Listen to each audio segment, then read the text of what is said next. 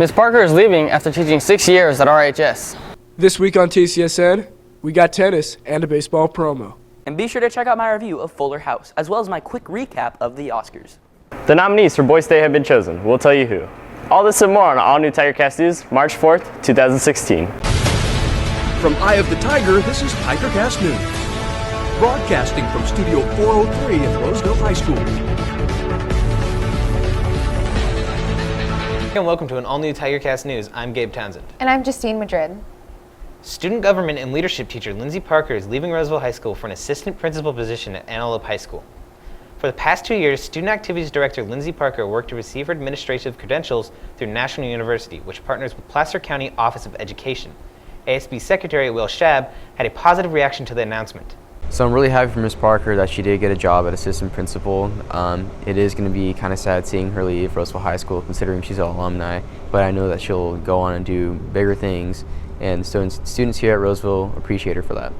Parker is excited to begin her new position. According to Parker, it will be hard for her to leave Roseville, but it's something that she's ready for. She believes she'll be in good hands at Antelope High School. Last week, we got news that the prices of bus passes will be changing next school year. We go to Alonzo Alcacer for a follow-up on the story.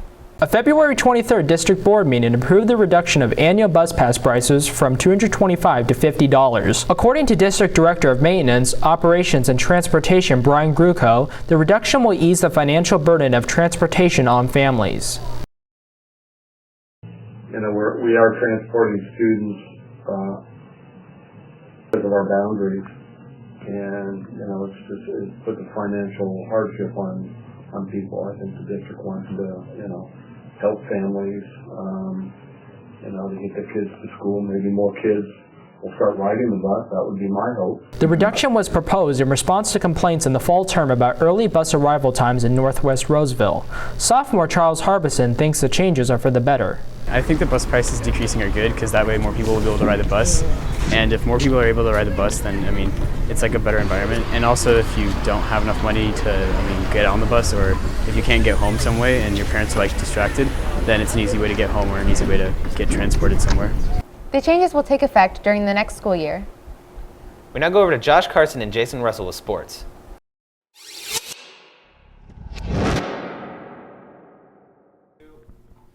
Hello and welcome to this week's edition of TCSN. I'm Josh Carson. I'm Jason Russell. Last year, the tennis team only won 2 games, and they're looking for a much better season this year. We go to Aaron Rye with the story.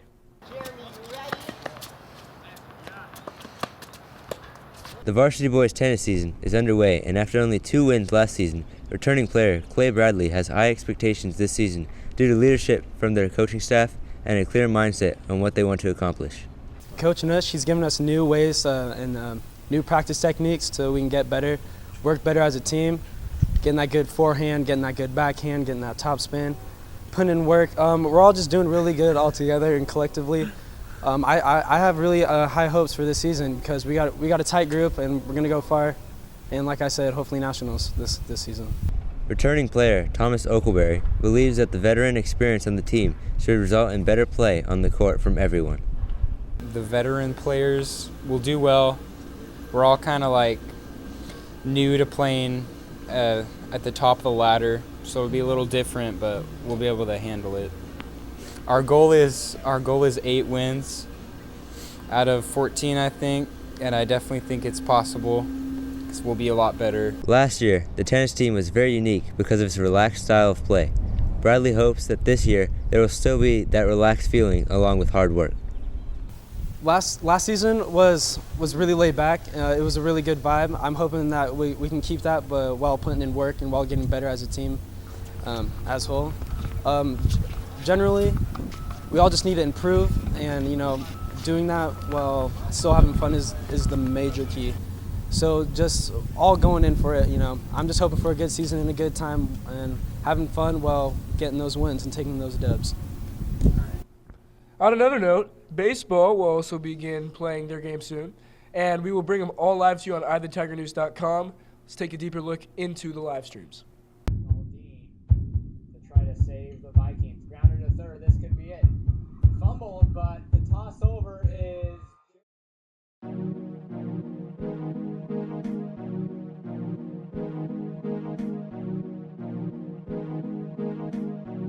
but the toss over is good. Got the drink, get me going back to back.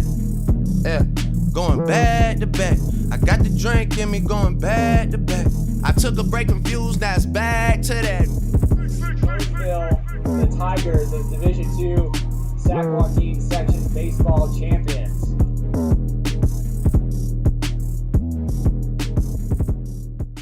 We will keep you updated on future TigerCasts and in the morning bulletin when all of these live streams will take place. And on another note, congratulations to the RHS competitive cheer team who won nationals for the second year in a row. And that's it on your home for Roseville High School sports, top plays, breakdowns, and more. TigerCast Sports Network, TCSN. Now we go over to Austin Collins with entertainment.